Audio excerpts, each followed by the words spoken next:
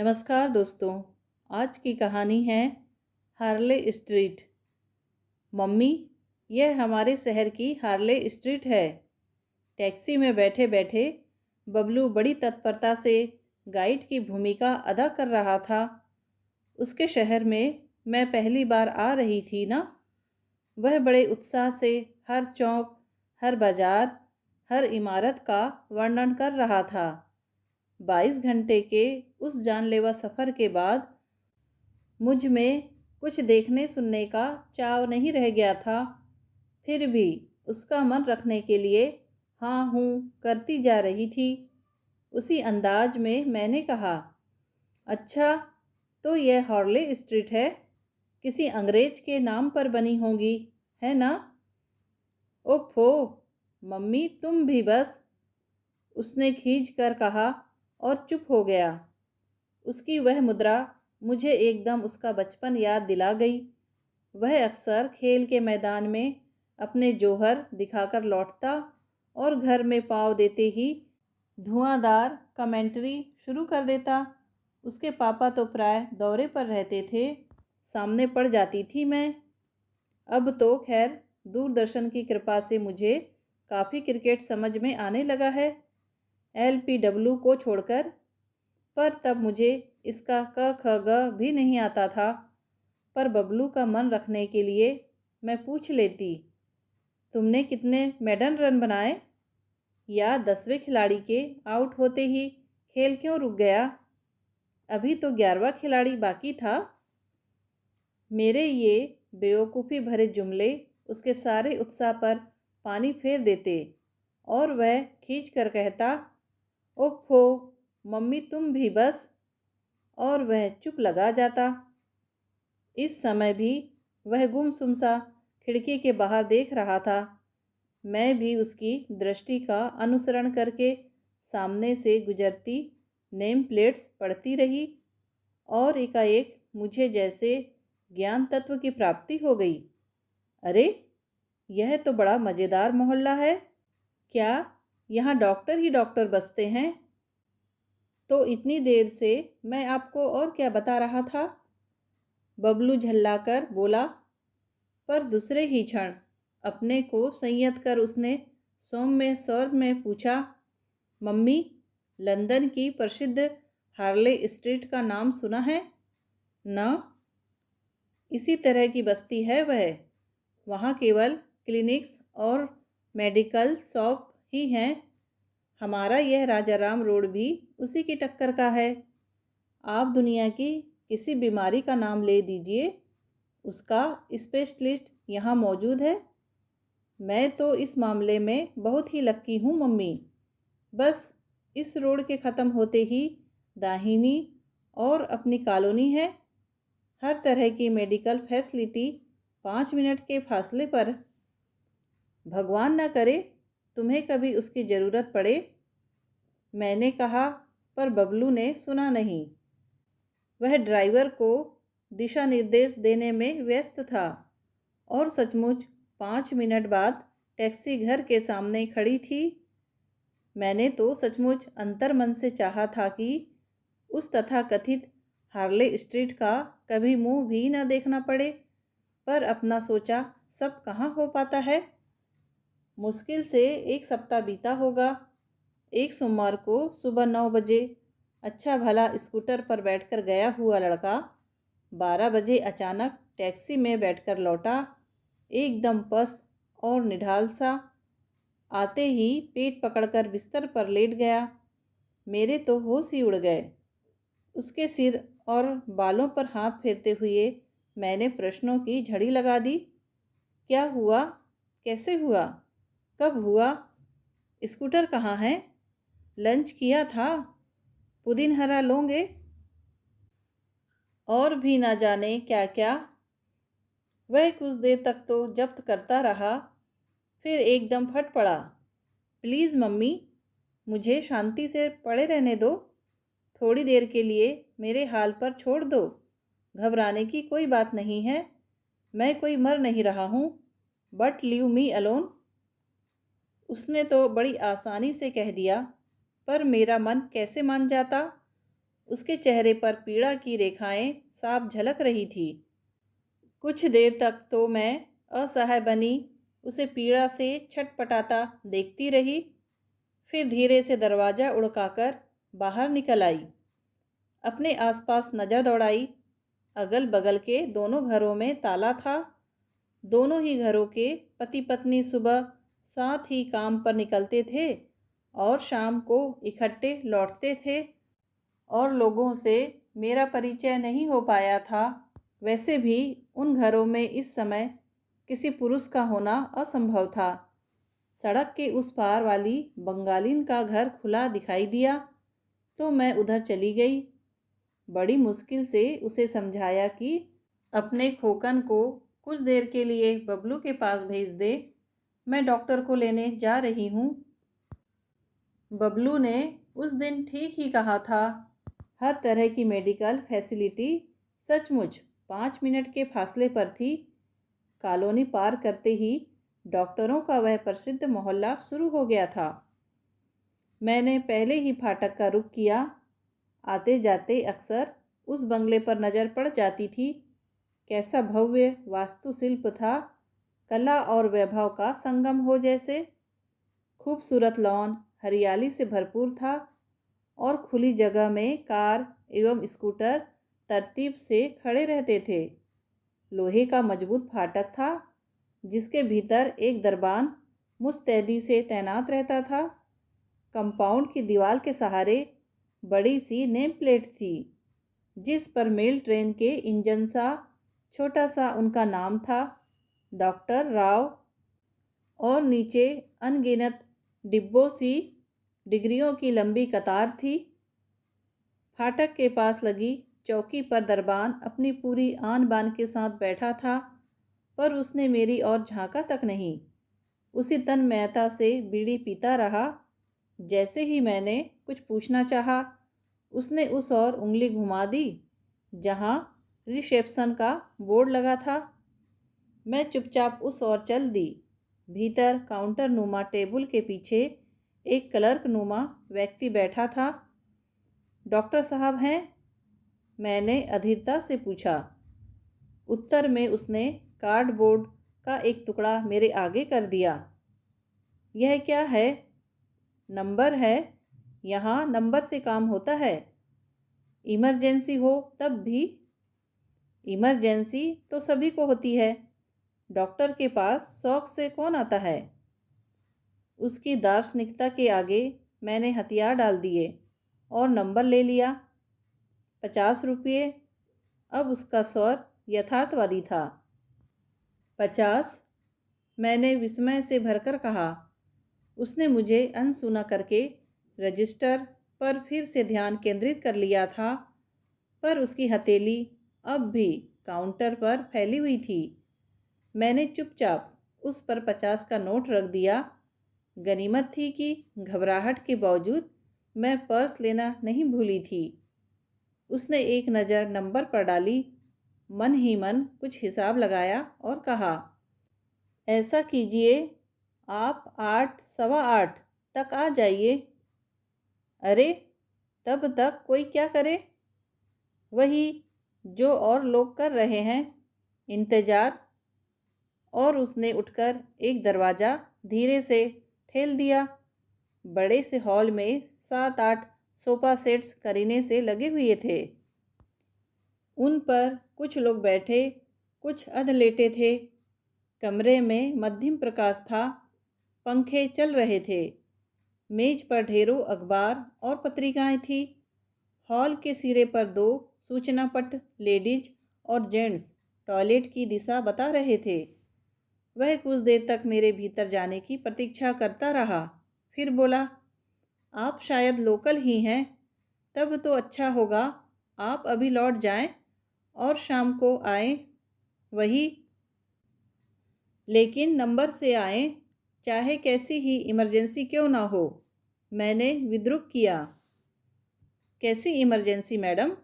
आप घर से अकेली आई हैं और अपने 2 पैरों पर खड़ी होकर मुझसे अच्छी खासी बहस कर रही हैं। 7-8 बजे तक आपका कुछ नहीं बिगड़ेगा। लेकिन श्रीमान जी, बीमार मैं नहीं, मेरा बच्चा है और मैं डॉक्टर साहब को लेने आई हूँ। तो आप बच्चे को यहाँ ले आइए ना, डॉक्टर साहब तो कहीं जाते नहीं हैं। तो ये आपको पहले बताना था। आप पूछेंगी तभी तो बताऊँगा। इस समय मिलवाना तो नामुमकिन है। इस समय तो वे सिविल अस्पताल में होंगे। 2 बजे लौटते हैं। 4 बजे से पेशेंट्स देखना शुरू करते हैं। मैं उसमें से उसे देखती रह गई। बड़ी देर बाद मेरे मुंह से फूटा, आप मेरे पैसे वापस कर दीजिए। यह कैसे हो सकता है? अब तो रजिस्टर में भी चढ़ा चुका हूँ। आप ऐसा कीजिए, 4 बजे आ जाइए। मैं आपको पहले नंबर पर दिखा दूँगा। लोगों का गुस्सा झेल लूँगा। आप मेरे पैसे वापस कीजिए। ओफ़ो! आप तो ज़िद कर रही हैं। आप कल सुबह आ जाइए। नए हिसाब में आपकी फ़ीस एडजस्ट कर लूँगा। पर प्लीज़ अभी तो पीछा छोड़िए। उसने दोनों हाथ जोड़कर कहा। दूसरे पेशेंट्स परेशान हो रहे हैं। गुस्से में तमतमाते हुए मैं बाहर निकली तो एक सज्जन से टकराते टकराते बची। साथ वाला बंगला उतना शानदार तो नहीं था, पर भीड़ वहाँ भी खासी थी। दनदनाते हुए मैं सीधे रिसेप्शन में घुस गई और सवाल दाग दिया, डॉक्टर साहब बंगले में हैं? बिल्कुल है। विजिट्स पर जाते हैं? ज़रूरत होती है तो जाते भी हैं। तो अब बताइए आपकी फ़ीस क्या है? रिसेप्शनिस्ट धीरे से मुस्कुरा दी। यह तो मैंने अब गौर किया कि वह एक सुंदर सी लड़की है। मुझे बैठने के लिए कुर्सी देते हुए उसने मिस्री घुले स्वर में पूछा, आंटी पड़ोस के बंगले से आ रही हैं? शीतल मंद बयार सा वह स्वर, वह हंसी मेरे तन मन को सहला गई और मेरा पारा एकदम नीचे आ गया। तुम्हें कैसे पता चला कि मैं पड़ोस से आ रही हूँ? रोज ही का किस्सा तो है। लोग बाग डिग्रियां देखकर धोखा खा जाते हैं और बाद में रोते हुए यहाँ आते हैं। यह तो उन्हें बाद में पता चलता है कि डॉक्टर के लिए देसी विदेशी डिग्रियों से ज़्यादा ज़रूरी चीज़ है इंसानियत। खैर, आप बोलिए, मैं आपकी क्या सेवा कर सकती हूँ? बेटी, मेरे बच्चे के पेट में बहुत तकलीफ़ है। एक्सरे करवाया और टट्टी पेशाब की जांच भी, लेकिन दर्द आज ही तो उठा है। उससे क्या फ़र्क पड़ता है? देखिए आंटी, आप बहुत परेशान लग रही हैं, इसीलिए बताती हूँ। आप पहले ये टेस्ट करवा लें। आपकी एक बार की फ़ीस बच जाएगी, क्योंकि डॉक्टर साहब से जब भी मिलेंगी वे यही कहते हैं, आपकी कोई स्पेशल पहचान हो तो यहाँ करवाइए, नहीं तो ये 2 कार्ड्स मैं दे रही हूँ। उसने मुझे 2 कार्ड्स थमा दिए। उसका धन्यवाद करके मैं फिर सड़क पर आ गई थी। मेरे चेहरे पर बेजारगी कुछ ज़्यादा ही झलक रही होगी, तभी तो उस जरा सी छोकरी को मुझ पर दया आ गई और शायद इसीलिए एक अपरिचित व्यक्ति ने अपना स्कूटर रोककर पूछा, मैं आई हेल्प यू? मैं शंकित दृष्टि से उसे घूरने लगी तो उसने कहा, माफ़ कीजिए, जान पहचान न होते हुए भी मैं ये गुस्ताखी कर रहा हूँ, पर अभी चंद मिनट पहले आप डॉक्टर राव के बंगले पर मुझसे टकराई थी और अब मैं आपको डॉक्टर मेहता के यहाँ से निकलते देख रहा हूँ, इसी से पूछ लिया। बड़ी परेशान सी लग रही हैं, क्या बात है? उस अनजान शहर में एक अपरिचित सहानुभूति मुझे भीतर तक उद्वेलित कर गई। भरे हुए कंठ से मैंने कहा, दरअसल मेरा बच्चा बहुत बीमार है। तो आप इन लोगों के चक्कर में क्यों पड़ी हैं? दे आर बिग बॉसेज, पैसे के पुजारी हैं ये लोग। पैदल जाएंगी तो उनका दरबान तक आपको सलाम नहीं करेगा। आप तो मिसेज प्रधान के पास जाइए। वेरी गुड लेडी, अपने काम में बहुत होशियार भी। बस यहाँ से 5वां बंगला है, पीले रंग का। मेरे अस्फुट से धन्यवाद को लेकर वह फरिश्ता चला गया और मैं बंगलों की गिनती पूरी करने लगी। 1, 2, 3, 4, 5। आम की घनी छाया में खड़ा छोटा सा 2 मंजिला मकान था वह। उसे बंगला कहना मन को बहलाना ही था। खासकर पास पड़ोस के शानदार बंगलों की तुलना में उसका अस्तित्व बहुत ही बौना लग रहा था। पर वहाँ सर्वत्र एक घरेलूपन व्याप्त था जिससे मेरी घबराहट काफ़ी कम हो गई। रिसेप्शन जैसी कोई टीम टाम भी वहाँ नहीं थी, इसलिए मैंने बड़े आश्वस्त भाव से दरवाजे की घंटी बजा दी। दरवाज़ा एक श्वेत वसना आया ने खोला। मुझे सिर से पांव तक देखने के बाद बोली, अब भी तो डिस्पेंसरी बंद है, 4 बजे को आना। उसने मेरा असमंजस भाप लिया। पूछा, अर्जेंट केस है? कावेरी, किससे बात कर रही हो? भीतर से आवाज़ आई। मैंने एकदम स्वर में आजीजी भरकर कहा, देखो, मैडम से कहना अभी ना आ सके तो कुछ दवाई ही दे दे, बच्चा दर्द से तड़प रहा है। वह भीतर गई और कुछ ही देर में अपनी मालकिन के साथ लौटी। नैपकिन से हाथ पोंछते हुए उस स्मार्ट सी महिला ने कहा, हाँ जल्दी से बताइए, क्या तकलीफ़ है? भीतर लंच पर सब वेट कर रहे हैं। जी, पेट में दर्द है। कब से? आज सुबह ही उठा है। मरोड़ उठती है? मोशन हुआ?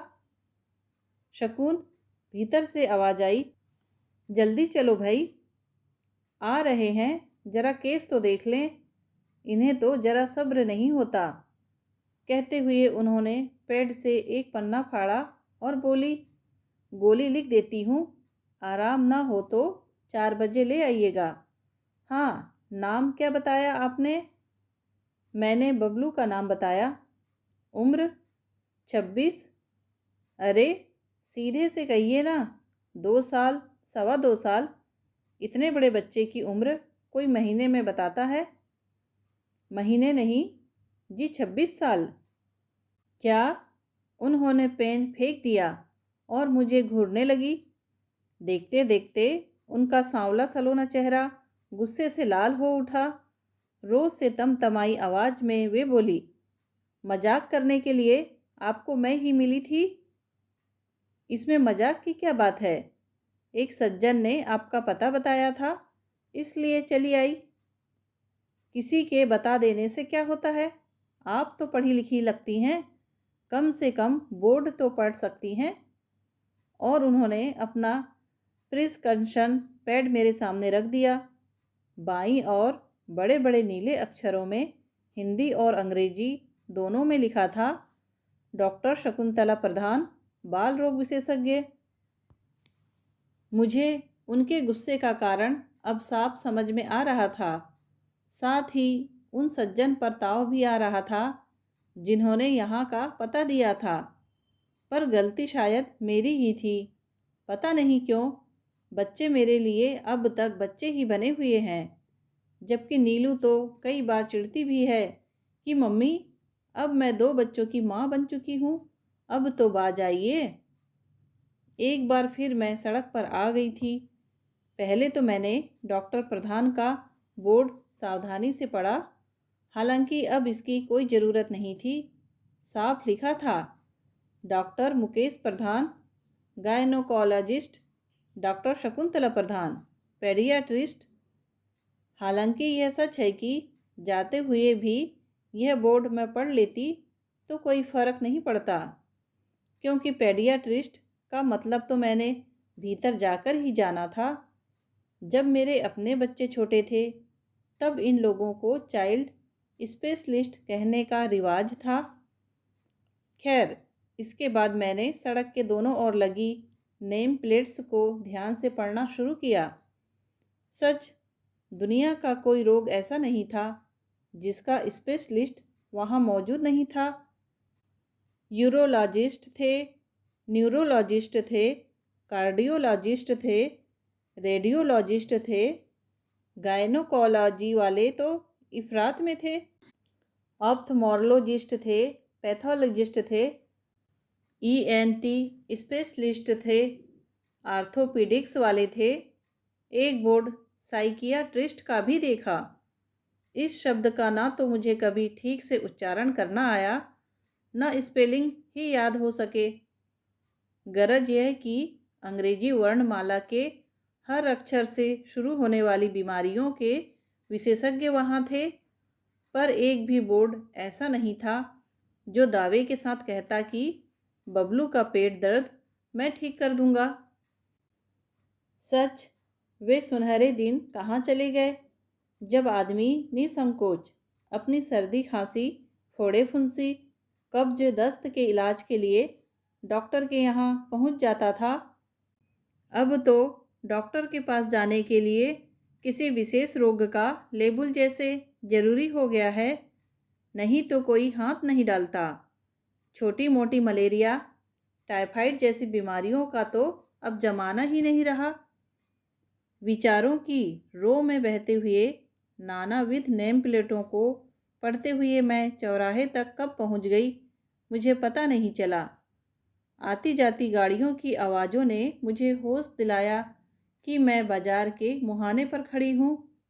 मुझे याद आया कि मेरे शहर में तो हर बड़ी बिल्डिंग के नीचे तल्ले में 8-10 दुकानों की एक लाइन होती है। उनमें एक डेयरी, किराना स्टोर, एक सैलून, एक टेलरिंग शॉप होती है और साथ ही एक आध डॉक्टर की दुकान भी होती है।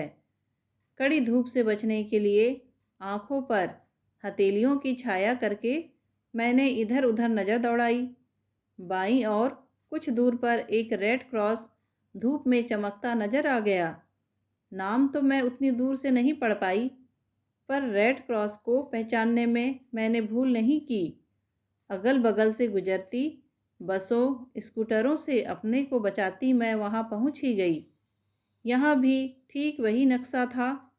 एक जनरल स्टोर, एक रेडीमेड कपड़ों की दुकान, एक ब्यूटी पार्लर, एक मेडिकल शॉप और बगल में डॉक्टर बसंती लाल। पर हाय रे दुर्भाग्य, डॉक्टर साहब बंद दरवाजे के पास खड़े ताले चाबी से जूझ रहे थे। डॉक्टर साहब, आप दुकान खोल रहे या बंद कर रहे हैं? मैंने हिम्मत की। वे एकदम चौंके, पर दूसरे ही क्षण अपनी व्यावसायिक मुस्कान बिखेरते हुए बोले, वैसे तो मैं बंद ही कर रहा था, पर आपके लिए खोल भी सकता हूँ। क्या घर चल सकते हैं? क्यों? मेरे बेटे को तकलीफ है। नाम मनोज भार्गव, उम्र 26 वर्ष, रंग गोरा, कद 5 foot 8 inch, the Blue Heavens company में सेल्स मैनेजर। अरे अरे बहन जी, आप यह सब हुलिया क्यों बता रही हैं? मैं डॉक्टर हूँ, पुलिस वाला नहीं। तकलीफ बताइए, क्या है? पेट दर्द से बेहाल है। चलिए देख लेते हैं। मैं कुछ देर असमंजस में खड़ी रही। क्या हुआ? डॉक्टर साहब, मैंने संकोच में भरकर कहा, अब तो आप ही को मुझे ले चलना होगा।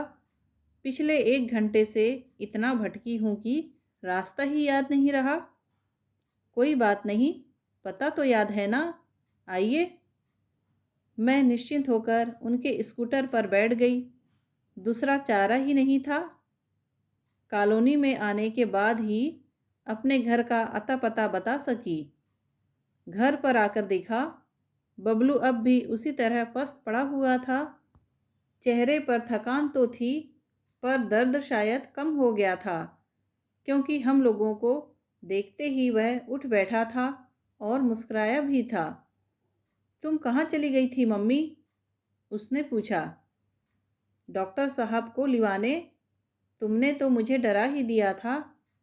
मैंने उसके सिरहाने से इनोज, पुदीन हरा और पचनोल की गोलियां उठाते हुए कहा। तब तक डॉक्टर साहब ने अपना बैग खोल दिया था और बबलू को लिटाकर उसका पेट थपथपाते हुए बोले, सुबह क्या खाया था बरखुरदार? जी, गाजर का हलवा और मठरी। और कल रात को सिर्फ कढ़ी भात खाया था। पर कल रविवार का दिन था ना।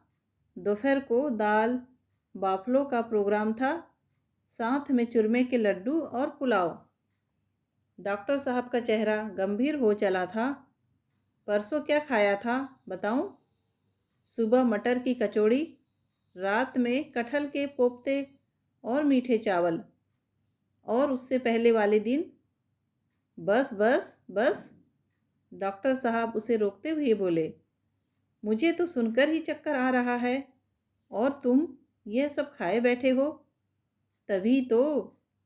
देखो बेटे, मुझे मालूम है कि शादियों का सीजन चल रहा है। मैं यह भी मानता हूँ कि तुम जवान आदमी हो। पर बेटे, देयर इज लिमिट। माल पराया है पर पेट तो अपना है। नहीं अंकल। डॉक्टर साहब की आत्मीयता ने उन्हें एकदम अंकल बना दिया। माल भी अपना ही है, 100% अपना। जब अपना है तो इत्मीनान से खाओ ना। एक ही दिन में सब हजम करने पर क्यों तुले हो? यह हमारी पूज्य माता जी से पूछिए। उनकी सवालिया नज़रों से बचने के लिए मैं किचन में चली गई। बबलू ठीक कह रहा था, गलती मेरी ही थी। पर मैं भी क्या करूं? उसे सुबह शाम ब्रेड आमलेट और कॉर्नफ्लेक्स पर गुजारा करते देखकर मेरी ममता का बांध फूट पड़ा था। बड़ी मुश्किल से तो महीने भर को घर राम सेवक को सौंपकर मैं यहाँ आई थी। उतने थोड़े से समय में ही सारी कसर निकालने का मेरा इरादा था। वैसे भी साल भर से बबलू के पापा के लिए फीकी चाय, उबली सब्जियाँ और चोकोर के आटे की रोटियाँ बना बनाकर मैं बोर हो गई थी। यहाँ आते ही जैसे मेरी पाक कला के लिए अपार संभावनाओं के द्वार खुल गए थे। मुझ पर एक तरह से कुकिंग का दौरा पड़ गया था। इतने आत्मचिंतन के बाद भी जब मैं बाहर लौटी तो मेरे हाथ में गाजर के हलवे की एक प्लेट थी। पर वह डॉक्टर साहब के लिए थी। पहले तो बेचारे ना नुकुर करते रहे, फिर मेरे अनुरोध को बहुत देर नहीं टाल सके। तृप्त भाव से खाली प्लेट लौटाते हुए बोले, बहन जी, अब यह खाने खिलाने का सगल जरा कम कीजिए। अब वैसे खवैये कहाँ रहे? शहर की ज़िंदगी है, 2 फरलांग तो पैदल कोई चलता नहीं। हजम कहाँ से होगा? डॉक्टर साहब, आपकी फीस वैसे घर आने की 25 लेता हूँ, आप 20 दे दीजिए। उन्होंने सौजन्य दर्शाया। वाह, 20 क्यों? फीस तो आप पूरी लीजिए। पर यह बताइए, आप जैसे देवता आदमी उतनी दूर दुकान खोलकर क्यों बैठे हैं? हमारे इस राजा राम रोड पर क्यों नहीं आ जाते? अरे बहन जी, मैं इस लोकेलिटी में आने का खौफ भी नहीं देख सकता हूँ। पर आप अपनी बताइए, आप इस कॉलोनी में कैसे आ गई? बबलू के कारण। आपको बताया था ना कि वह ब्लू हेवंस में सेल्स मैनेजर है। यह क्वार्टर कंपनी का ही दिया हुआ है। ओह आई सी, उन्होंने कहा और उठकर बबलू से हाथ मिलाया। फिर बैग उठाकर चलते हुए बोले, वैसे गोलियां वगैरह तो लिख ही दी है, पर आप एक काम और कीजिए बहन जी। एक तो यह कि आप इसे बबलू कहना छोड़िए, अच्छा खासा जवान पट्ठा है और आप इसे बच्चों की तरह ट्रीट कर रही हैं। और फिर इसके लिए एक अच्छी सी बहू लाइए जो इसे आमलेट और ब्रेड से छुटकारा दिला सके। तो अब मुझे एक अच्छी सी बहू की तलाश है। वधू पिता नोट करें। दोस्तों, कहानी सुनने के लिए आपका धन्यवाद। कहानी पसंद आई हो तो प्लीज़ लाइक, शेयर और सब्सक्राइब ज़रूर कीजिए।